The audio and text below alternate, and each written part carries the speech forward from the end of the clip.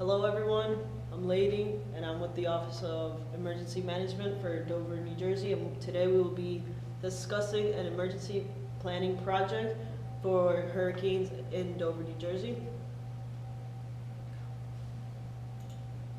Alright, so just a brief summary of what we'll be discussing today.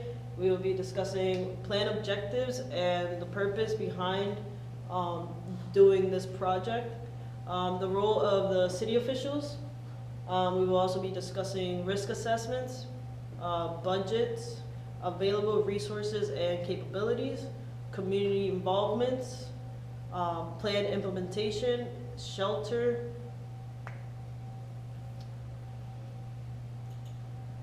So for the objectives and the purpose behind planning this and doing it beforehand, we'll be making sure that the community has enough time to adequately prepare and evacuate before the incident occurs. The purpose is to prevent casualties and injuries. It's also important for the first responders to respond to the incidents quickly and effectively to reduce the amount of injuries and casualties that will occur during the hurricane, and to ensure coordination between the different departments that are involved in responding to the incident. So the roles of the city officials will be Mayor Carolyn Blackman, which is the emergency management chief, Anthony Smith, which is the Dover Police Chief, John Filosa, which is the Dover Fire Chief. We also have Tom Springs, which is the Director of Public Works, Richard Clowley, which is an officer for the Office of Emergency Management Coordinator, Anthony Rosario, which is the Deputy Officer for the Office of Emergency Management, and we also have the Board of Aldermen, which alongside with Mayor Carolyn will be discussing and also implementing when there should be, when the project should actually be implemented.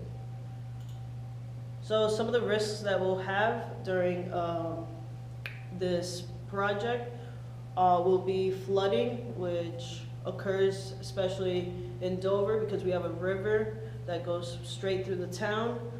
Debris from the river or just debris from nearby places that the winds and the water bring up. Power outages due to trees falling on the cables. Road blockage also from the trees that have fallen and also from the water. A way to avoid getting flooding and a lot of the debris would be to set up barriers and make sure that they're alongside the river. Some of the budgets for the incident will be the cost to operate the shelters. It's important. We're going to have 2 shelters, one in the northern part of Dover and one in the center, so it is easy for everyone to get to, especially in Dover because not a lot of people have cars. They usually rely on transit, so it's important to have two shelters for easy access. Another budget would be the cost of supplies to the shelters, such as food, water, beds, blankets. It's also important to pay the first responders for overtime because they're putting their lives at risk to help others, and they're also making sure that we're there. Their number 1 priority would be to keep us safe during this time. For cleanup operations, we're going to need tree services, so we're going to need to communicate with the tree companies to be able to clean up the roads at a timely manner, so that first responder vehicles can get to people that are stuck in their houses or just left behind because of the flood. And we're also going to need the mitigation operations. All right, so the available resources and capabilities will be, like I said, just first responders, which include fire department, the police department, and police will actually be patrolling on a regular basis, checking to see if anyone's stranded on the street, if anyone needs help. I know there's some people that actually live on the streets in Dover, so we need to make sure that they actually get to the shelter and they get some food and water and that they're taken care of. We'll be using school buses and the NJ Transit buses to be able to transfer people to the shelters. And another thing is the EMS. They will be taking people if we cannot take care of them in the shelter with the triage. We need to take them to the St. Clair's Hospital. There's 2 of them. There's one in Wharton, and there's one in Denville, which they're pretty close. And then we'll be using the Dover public schools for the shelters. And then we'll be using the Dover Victory Gardens Shared Municipal Court as well. And it's important to prevent looting with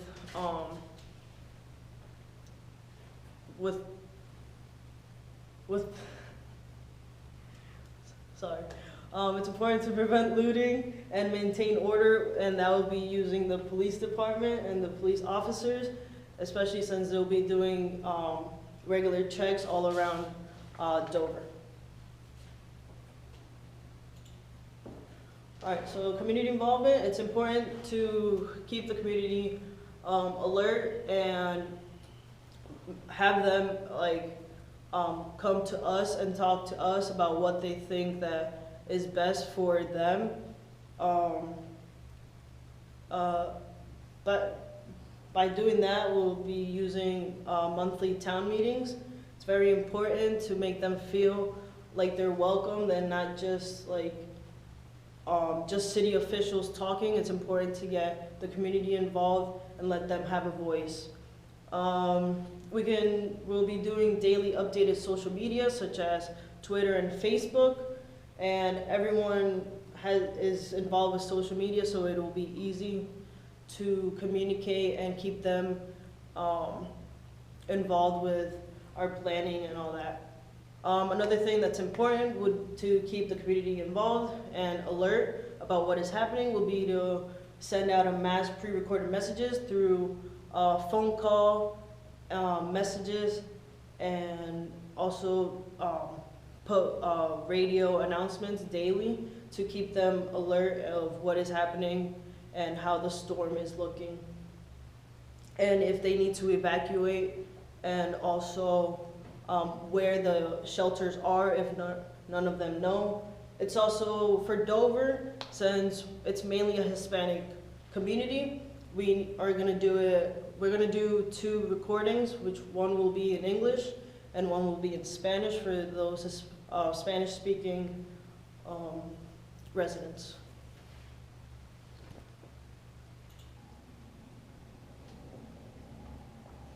Excuse me. So for the plan implementation, it'll be a tabletop exercise, and that will be the room will be split in half, and we'll be talking about everything and making sure that everyone knows exactly what they're doing, and making sure that if they don't know what they're doing, to ask questions, and make sure that once they do, they need to pass it on to people below them. PowerPoint will be used as well, and that'll just be for visual. Since the tabletop will be more hands-on, it's better to put hands-on, visual, and just comprehensive implementation so that people actually get it and it actually sticks.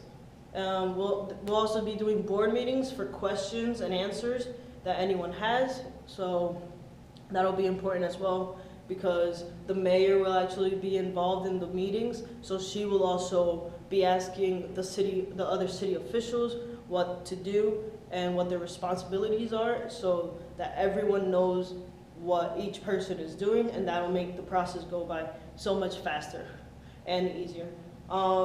In those board meetings as well, there will be assigned responsibilities, so everyone knows exactly what they're doing, and it's important to keep an open line of communication between,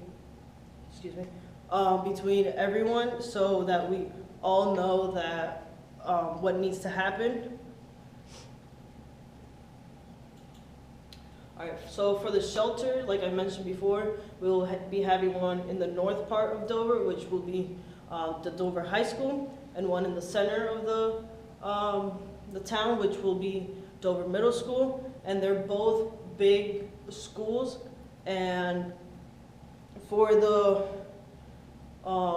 triage on site, we will have people from the actual hospitals that can come in and actually help out, and that'll just make it go by quicker because it'll be a shorter distance for people that are hurt, like have minor injuries, to just go to the triage on site and not have to go to the hospital and take away time from another ambulance or another police vehicle to get there. And we will also have at the different shelters, we will have the family reunification, and that's important because there's a lot of kids in Dover that like to hang out with other people and other kids, so it's important to have constant communication between the two shelters to make sure that families get reunited and that we know that everyone's accounted for. So basically the most important thing is to prevent casualties, and by doing that, it will be beneficial because we just have to get to the incidents fast, and